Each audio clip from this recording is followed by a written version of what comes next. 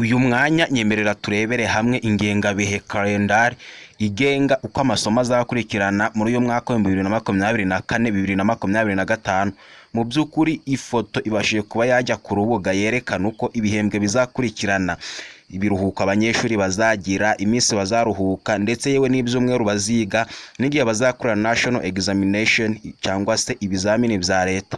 Aka kanya rero nyemerera turebere hamwe iri tangazo cyangwa se iyi foto yasohowe ya calendar yerekana uko ibihe bizakurikirana. Ni ingengabihe y'amasomo y'umwaka wa 2024-2025.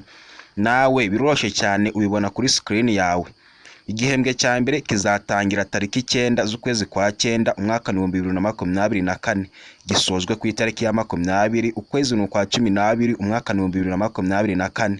Igihembwe cya mbere aba banyeshuri bagiye kwiga uyu mwaka wa 2024-2025 baziga ibyumweru bigera kuri 15, aho turavuga nyine n'ibizamini birimo. Abanyeshuri kandi bazaruka ku itariki ya 21 ukwezi kwa 12 2024, basubire ku ishuri ku itariki 5 ukwezi kwa mbere umwaka wa 2025. Mu by'ukuri bazagira ikiruhuko cy'ibyumweru bibiri cyangwa se 2 weeks, nicyo kiruhuko bazagira mu gihembwe cya mbere bitegura kujya mu gihembwe cya kabiri. Igihembwe cya kabiri kizatangira ku itariki 6 ukwezi kwa mbere umwaka wa 2025, kirangire ku itariki 4 ukwezi kwa 4 umwaka wa 2025. Aha ingengabihe yerekana ko abanyeshuri baziga ibyumweru bisaga 13 bazaruka ku itariki 5 z'ukwezi kwa 4 2025, basubire ku ishuri ku itariki 20 z'ukwezi kwa 4 2025. Aha naho byerekana ko bazaruhuka igihe kingana n'ibyumweru bibiri.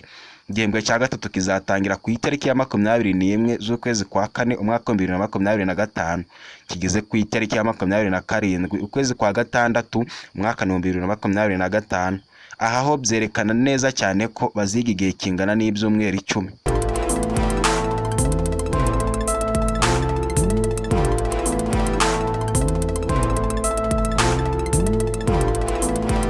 Nyuma y'iyi kalendari muri primaire ndetse n'icyiciro rusange gisoza amashuri yisumbuye umwaka wa 3, bazahita bategurirwa igihe bazakorera ibizamini bya leta.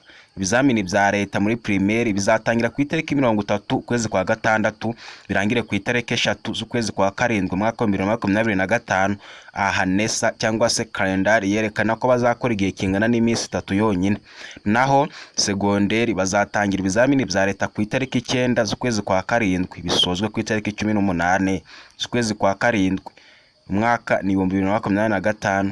Aha byerekana ko bazakora igihe kingana n'iminsi 10.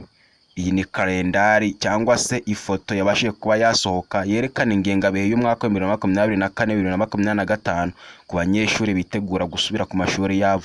Niba nawe usobanukiwe n'iby'igiciro cyane, reka ngushimire cyane. Niba uri musha kuri uyu muyoboro, kanda subscribe ufungura inzogera kugira ngo nawe umwe mu banyamuryango b'uyu muyoboro bityo ujye ubonera amakuru ku gihe kandi yizewe yakugirira akamaro.